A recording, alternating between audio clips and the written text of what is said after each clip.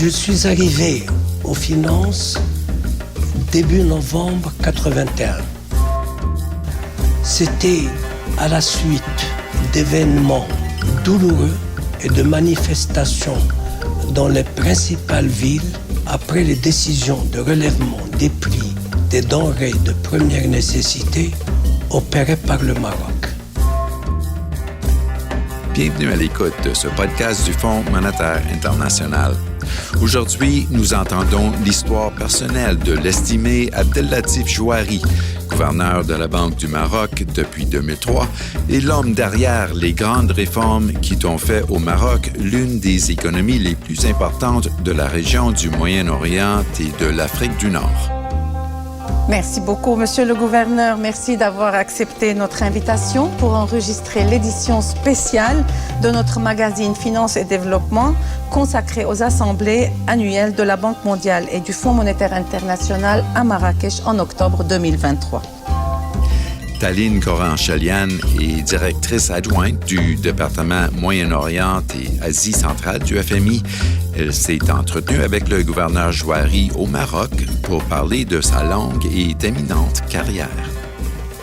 Monsieur le gouverneur, commençons cette conversation par les années 80, lorsque vous étiez ministre des Finances. Oui. Que retenez-vous de ces jours? Quels souvenirs vous avez de vos premiers jours en tant que ministre des Finances du pays? Ah là là. Évidemment, il faut resituer ça dans le cadre de la conjoncture internationale. C'est les années post-deuxième choc pétrolier de 79, avec des éléments extérieurs où les taux d'intérêt, le prix du pétrole, tout ça était très fort. Et dès mon arrivée aux finances, je voyais déjà les fragilités auxquelles on allait faire face. J'étais dans le cadre d'un gouvernement quand même politique, où il y avait des partis politiques traditionnels très forts. J'ai commencé un petit peu à tâter le terrain, mais j'ai vu qu'il y avait une certaine réticence à me suivre déjà dans les solutions douloureuses auxquelles j'appelais. Alors, le temps m'en donnait un petit peu raison. Début 83, en février 83, je me rappelle très bien, j'étais dans mon bureau et j'avais avec moi le vice-gouverneur de la Banque centrale. Et mon assistante me dit, le directeur du département étranger qui a en charge de la gestion des réserves de change du Royaume veut vous voir tous les deux. D'ailleurs, c'était un ancien collègue, puisque j'ai fait une partie de ma vie professionnelle à Banque Al Maghrib. Je connaissais très bien. Il est entré dans mon bureau, il était blême. Et il me dit, nous n'avons plus de devises. C'était pour moi, je dis, il n'y a plus de devises. Comment il n'y a plus de devises? Sur le coup, j'ai dit au vice-gouverneur, écoutez, chacun, on va réfléchir chacun de notre côté. J'ai commencé un petit peu à réfléchir. Puis j'ai dit, bon, évidemment, une telle nouvelle, il faut la porter au plus haut niveau, au chef de l'État. J'ai appelé le gouverneur en disant, écoutez, vous et moi, il faut que tout de suite on ait un rendez-vous avec Sa Majesté, qu'on lui parle un petit peu de la situation que nous vivons. Nous prenons la route sur Fès et évidemment en s'adressant au directeur du protocole, disons c'est urgent. Et c'était un général que je connaissais. Mais en arrivant dans sa suite à l'hôtel, il m'a dit, mais qu'est-ce qui se passe? C'est urgent, vous voulez voir Sa Majesté? Mais je lui ai dit, écoutez, peut-être que demain, la lumière que vous avez dans cette suite, bien, ne s'allumera plus. Quoi? La lumière ne sera plus dans... Oui, nous sommes dans une situation, peut-être demain, vous n'aurez pas votre lumière. Et donc, le lendemain, il me rappelle et il me dit, Sa Majesté t'attend, mais tout seul, sans le gouverneur.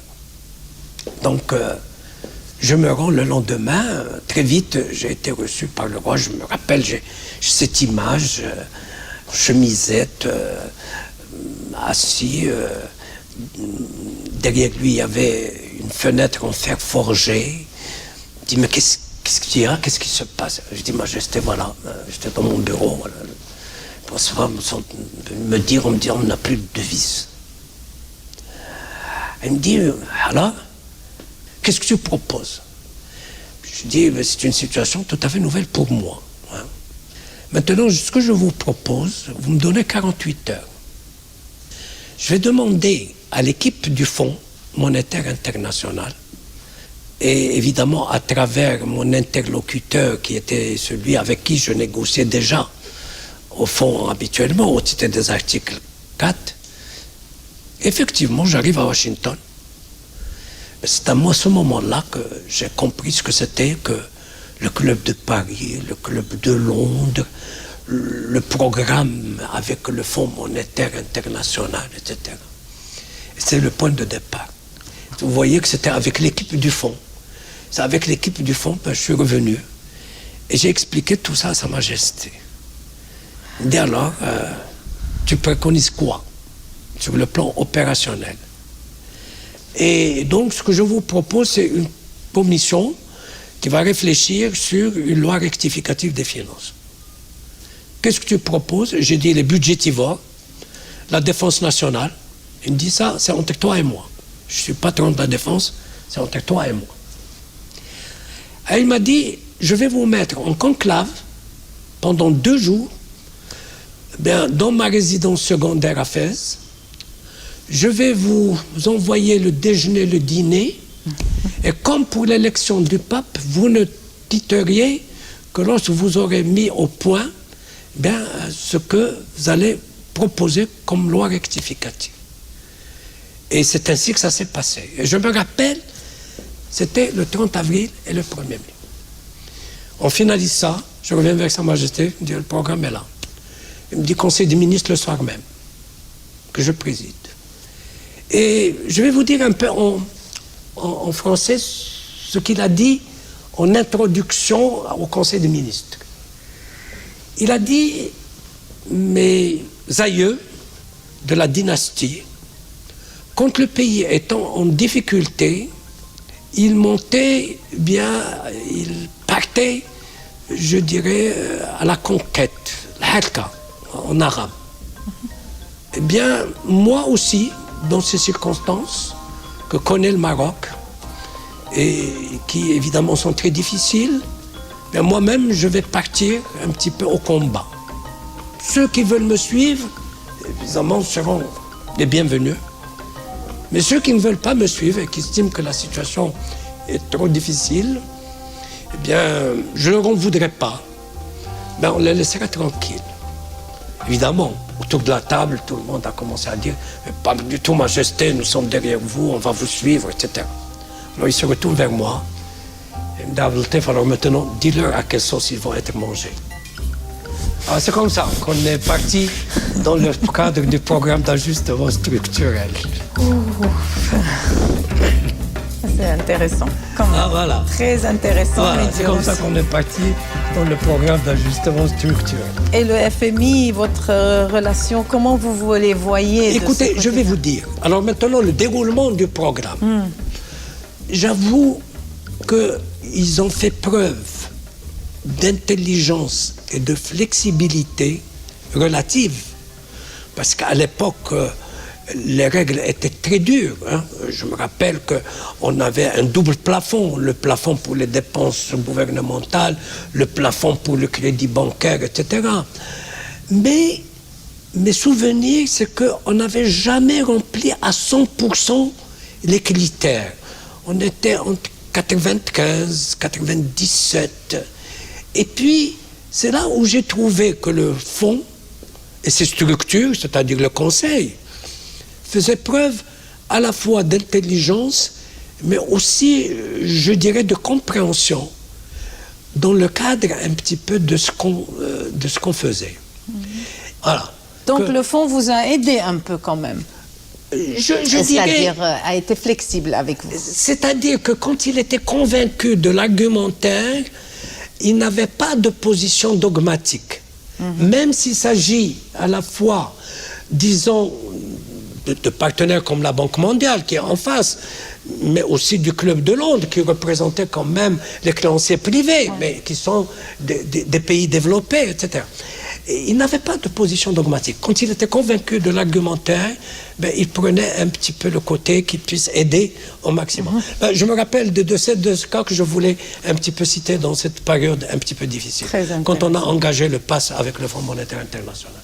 Oui, ça c'est dans les années 80. Bon, plus tard. Alors, avançons un peu. Après une décennie, disons, vous avez passé une décennie dans le secteur privé, puis vous êtes devenu gouverneur de Banque El Maghreb en 2023. Oui. Cette période a marqué le début d'une ère de profondes réformes structurelles au Maroc qui ont permis à renforcer la résilience de l'économie marocaine face à de nombreux chocs défavorables. Quelle est la recette de cette réussite? Écoutez, je vais vous dire. D'abord, je pense qu'il y a un élément fondamental qu'il faut rappeler. C'est d'abord une indépendance de la Banque centrale de fait, de facto, parce qu'elle a toujours relevé du chef de l'État, de Sa Majesté. Sa Majesté nommait des personnes, soit des autorités morales, soit des autorités, enfin des personnalités morales ou des personnalités techniques connues, qu'il connaissait, en qui il avait confiance. C'était presque... Puis après, c'est devenu une indépendance qui a été mise dans le texte. Et ça donnait à la Banque centrale, je dirais, une appréciation qui était tout à fait objective et qui avait son poids. Parce qu'elle n'était ni liée à des partis politiques, parce que les gouvernements se sont succédés avec des différentes tendances, mais la Banque centrale était là avec son indépendance, sa rigueur, sa crédibilité, en train d'apporter sa contribution un petit peu à tout ce programme. Beaucoup de choses ont été avancées sur les réformes. Nous avons toujours indiqué des éléments fondamentaux, avec d'ailleurs une certaine pédagogie, une certaine sensibilisation, en disant, n'oubliez pas les équilibres macroéconomiques.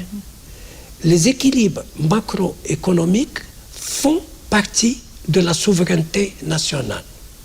Quand vous parlez de souveraineté nationale, mettez toujours dans votre tête qu'il faut sauvegarder ces équilibres macroéconomiques. Et je pense que cet effort pédagogique, cet effort, je dirais, de sensibilisation, ce dialogue permanent entre banques et gouvernement, a permis au Maroc, qui a mis quand même 20 ans ou presque pour remonter la pente à partir du programme d'ajustement structurel, pour pouvoir bénéficier et être reconnu au niveau du Fonds monétaire. En 2012, avec la PLL, c'est-à-dire la ligne de précaution et de liquidité, et tout récemment avec la ligne modulable. Mais nous avions toujours une attitude constructive en ce qui concerne les autres réformes. Tout à fait, monsieur le gouverneur. Ça fait plaisir d'entendre ça, parce que pour nous, c'est un point essentiel. Alors qu'il y a beaucoup de personnes qui disent que peut-être qu'on doit voir plus les réformes structurelles, mais la stabilité macroéconomique et les équilibres macroéconomiques sont la base aussi, font partie. C'est une nécessité pour le reste. C'est le prérequis. C'est ça. Je vous donne un exemple, c'est très simple. Nous sommes sur le régime de change. Nous estimons que c'est une réforme très importante que nous avons menée avec l'appui du Fonds monétaire international. Et je vous dirais que les équipes que nous avons eues, quand nous avons engagé la réforme sur le régime de change, étaient des équipes de très haute qualité. De très haute qualité. Je mesure mes mots. Non seulement ils nous ont permis nous-mêmes de constituer nos équipes, mais en même temps, ils étaient d'une disponibilité et répondaient très rapidement aux différentes questions qui se posaient, et surtout, je dirais, aux changements qui se sont opérés avec le Covid. avec le changement de Covid, au niveau des modélisations qui devaient égaler, là aussi, il faut bien le dire. Bon, je vais plus loin. Dans les articles 4, et ça va nous ramener à ce que j'ai dit dans votre première question. Au titre de l'article 4, on voyait souvent le Fonds monétaire me dire, écoutez, les prérequis sont là, il y a une belle fenêtre, est-ce qu'il ne faut pas passer à la deuxième étape? Je dis attention, c'est pas que, oui, nous avons les prérequis, mais je ne suis pas très sûr que les opérateurs sont préparés ou sont totalement préparés. Et je dois avouer qu'ils l'ont repris à 2 reprises, mais que la troisième, dernière, au niveau de l'article 4, ils n'ont pas repris cette exigence. Et là aussi, je retrouve l'intelligence du fonds, le fait que sur le plan de l'argumentaire, il est sensible à l'argumentaire, et que là aussi, il n'y a pas cet esprit dogmatique dont souvent on taxe le Fonds monétaire international, mais que j'ai vu que dans le cadre des relations que j'ai eues avec lui, au contraire, est-ce que je suis un vieux négociateur avec lui et qu'il me fait un petit peu confiance, mais de toutes les façons, nous avançons toujours intelligemment. Et là aussi, c'est des choses que nous allons devoir préparer au fur et à mesure et qui sont des réformes terriblement importantes. Mais là, nous disons, attention, un des prérequis, c'est la soutenabilité budgétaire. Et même au niveau de la modulable, nous sommes heureux, les fondamentaux sont très solides. Mais dans la discussion, le fonds a été très clair. Il nous a dit, vous voulez l'obtenir, il y a 3 conditions essentielles. Vous sortez du GAFI, votre soutenabilité budgétaire à moyen terme est là, elle est affirmée, et vos réserves de change sont à un niveau qui nous agrée. Une fois qu'on a dit ce qui est essentiel est là, on est arrivé au niveau de la négociation très vite pour aboutir à la finaliser dans les meilleures conditions. Tout à fait. Bon, si on compare les années 80, votre relation avec le FMI dans les années 80 et plus récemment, selon vous, comment le FMI a évolué? Vous avez vu une évolution? Je crois que l'évolution a été énorme, très honnêtement. Très honnêtement. Je me rappelle que dans les années 80, c'était le menu à la carte. Ok. Ça.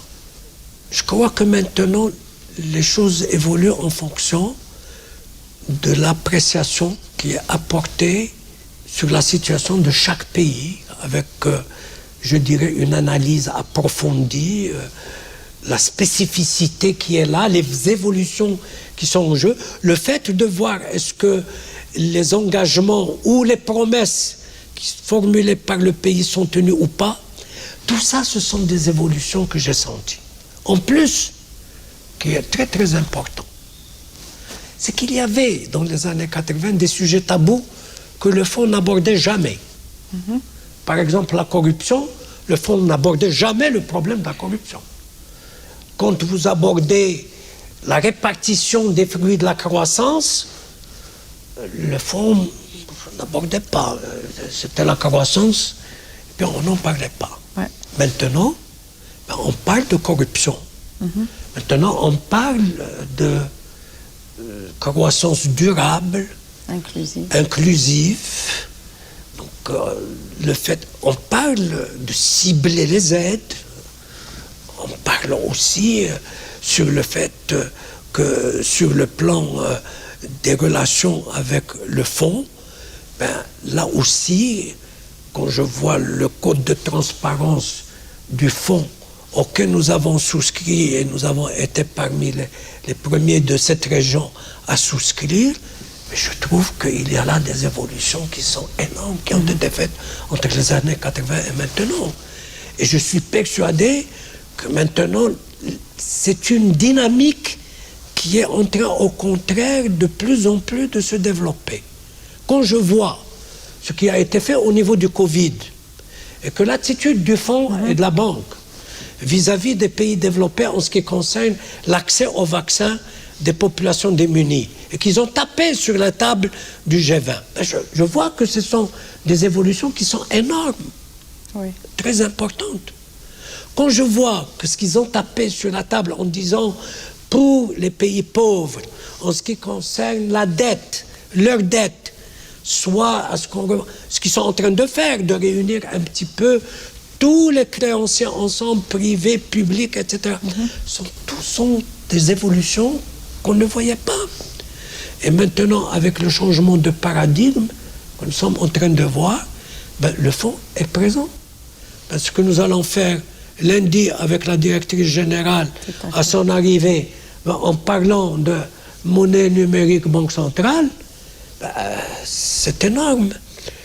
Je lui dis, dans un pays où le cash est énorme, parce que déjà nous sommes en train de travailler là-dessus avec l'appui du fonds technique, du fonds et de la banque. Je viens d'ailleurs de recevoir le dernier rapport de la mission technique, qui est de très haute qualité aussi. Je vois qu'il y a des évolutions qui se sont faites de façon énorme. Et c'est ça l'intelligence, et c'est ça ce qu'il faut développer. Et c'est ça ce qui, à mon avis, va devoir réconcilier aussi nos populations qui avaient, quand vous leur parlez du fonds, le fonds était vu comme étant celui qui imposait ses dictats. C'est celui qui représentait les pays développés, qui ont l'influence sur la décision. Mais maintenant, ça commence à évoluer autrement. Merci, monsieur le gouverneur. Très intéressant, bien sûr. Jusque-là, nous avons parlé du passé. Oui. Maintenant, projetons-nous dans le futur. Oui. Bon, l'économie mondiale, on est dans une incertitude qui est assez élevée. Il y a une fragmentation géoéconomique qui est en train de se passer. Mais en même temps, le Maroc aujourd'hui entame une nouvelle série de réformes avec l'ambition de rendre la croissance plus forte et plus résiliente et plus inclusive. Quelles seraient, selon vous, les clés de succès de ces réformes? Et comment vous voyez le rôle des institutions internationales, que le FMI ou les autres, dans cet environnement international pour accompagner le Maroc et les autres pays dans ces réformes? Oui. D'abord, je pense que ce qui m'inquiète, c'est maintenant la domination du politique. Il y a maintenant une fragmentation géopolitique qui est énorme et dont on ne voit pas quelle solution. J'entendais encore aujourd'hui la Russie poser les conditions pour une paix. Je me demande comment, de l'autre côté, on va pouvoir accepter des conditions comme celle-là. Où va-t-on? C'est ça le problème. Où va-t-on? Est-ce qu'on va revenir à une guerre froide? Est-ce qu'une guerre de civilisation, puisqu'on commence à parler de l'Occident, et de ce qui n'est pas l'Occident? Puis, ce que je vois, c'est que maintenant, tout le monde se cherche.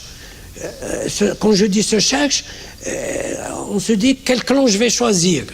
Est-ce que je choisis tel clan ou tel clan, ou je vais me mettre un petit peu au milieu en attendant? Et tout ça, quand vous voulez aller dans le cadre de ce qui est économique, dans le cadre de ce qui est développement, il n'y a pas pire que l'incertitude. Il n'y a pas pire que le manque de visibilité.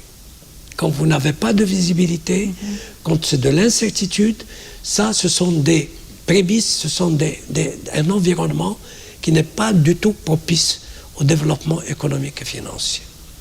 Évidemment, nous, en tant que pays, nous sommes dans la même situation, parce que ça s'impose un petit peu à tout le monde.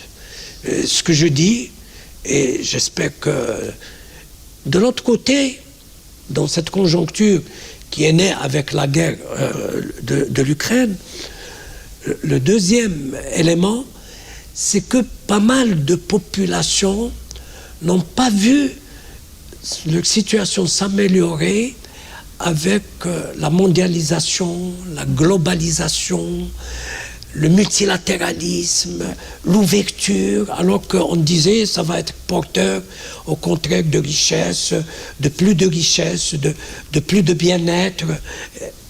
Ça, les gens sont... Et puis, il faut bien le dire aussi, à travers le monde, c'est qu'il y a un délitement au niveau des élites politiques. On le voit. On le voit. On le voit à travers le monde, que ce soit d'ailleurs dans les pays développés, pays émergents ou les pays en développement. Et ce délitement fait que la population n'a plus confiance au niveau de ce qui est politique ou de ce qui est public. Et d'ailleurs, cela rejoint un petit peu ce qu'on disait tout à l'heure. Les banques centrales deviennent des centres, je dirais, de dire vrai. De dire vrai. Et on a plus confiance dans ce que dit la Banque centrale qu'en ce qui concerne un petit peu ce que disent les politiques. Ceci dit, il faudrait rester quand même optimiste. Sinon, bon, ben, on va rentrer chez soi et s'enfermer. Rentrer chez soi et s'enfermer. Il faut rester optimiste. Il faut rester optimiste. Je pense, et c'est là où les organisations internationales, et d'ailleurs c'est là où je trouve qu'il y a de l'intelligence aussi, remettent sur la table la réflexion sur leur propre mission. Comment elles doivent remplir leur nouvelle mission. Dans quelle direction? Qu'est-ce qu'elles doivent prioriser? Et c'est là où, eh bien, ce que je dis, nous devons également réfléchir à ce que le monde apporte à ces générations à venir. Ce sont ces jeunes générations. Quoi leur apporter? Parce qu'on aura beaucoup de destruction d'emplois, mais quel nouveau emploi? Et tout ça effraie un petit peu. Et c'est là où l'assistance sur le plan de la conception des politiques, des priorités à mettre en œuvre, et évidemment de la convergence entre ce que doit faire l'État, ce que doit faire le secteur privé, la convergence de pouvoir faire capitaliser sur les efforts des uns et des autres pour aboutir à des résultats probants, me paraît d'être peut-être pour l'avenir maintenant ce à quoi il faut qu'on réfléchisse ensemble. Je n'ai pas de solution miracle, il n'y en a certainement pas, mais c'est la réflexion globale, la réflexion d'ensemble, et c'est pour cela que la réflexion que nous allons déjà mener au niveau de la monnaie numérique Banque centrale fait partie de ces changements de paradigme et de ces échanges d'expériences avec pays développés et pays en voie de développement, de façon à ce que nous puissions bien réduire ou éviter cette fracture au niveau numérique. Numérique, tout à fait. Bien sûr, monsieur le gouverneur, tout à fait. Et ceci me ramène à la dernière question que j'ai sur les assemblées annuelles en octobre. Oui. Parce qu'on est dans cette situation et vous avez mentionné les fractures numériques, climatiques, de développement. Et disons, quelles sont vos attentes de ces assemblées? Qu'aimeriez-vous voir au cours de cette semaine pour que vous dites que ces assemblées ont bien réussi? Mais écoutez, évidemment le problème est plus complexe maintenant qu'au niveau des assemblées que j'ai vécues. J'ai été à Bali en 20 ans, j'ai été à Dubaï, j'ai été où encore Lima. Non, j'ai été absent à Lima. Mais le reste, Turquie, j'ai Istanbul. Mais maintenant, oui, Istanbul, bien sûr, j'ai été à Istanbul. Mais maintenant, cette complexité de fragmentation géopolitique, géoéconomique, qui s'ajoute à des changements de paradigme qui vont très très vite, qui ont leurs opportunités, mais qui ont également tous les risques qu'ils comportent, et qui sont des risques essentiels et importants. Alors, qu'est-ce qu'il faut prioriser? Quel message il faut porter? Et comment par la suite assurer le suivi et l'évaluation de ce que nous avons fait?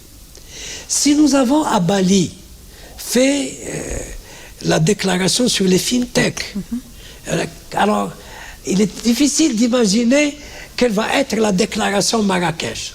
C'est quoi? C'est quoi? Un peu difficile, un peu difficile. Pour synthétiser tout ça, quoi prioriser?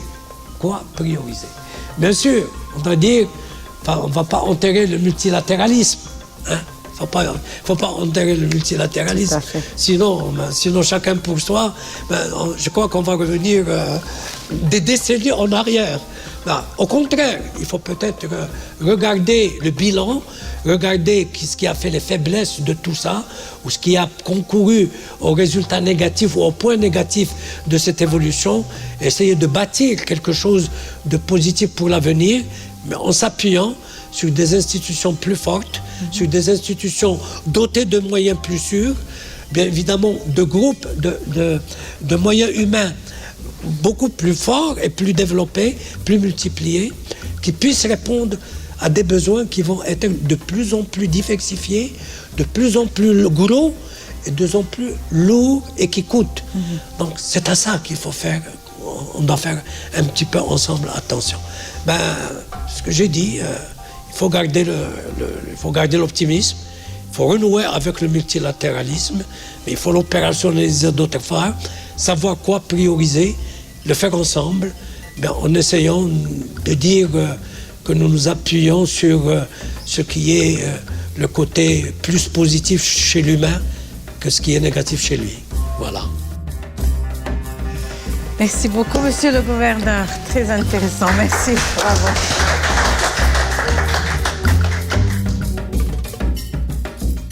C'était Abdellatif Jouari, gouverneur de la Banque du Maroc, qui s'entretenait avec Taline Koran-Chalian, directrice adjointe du département Moyen-Orient et Asie centrale du FMI, à la veille des assemblées annuelles 2023 qui se tiendront à Marrakech en octobre.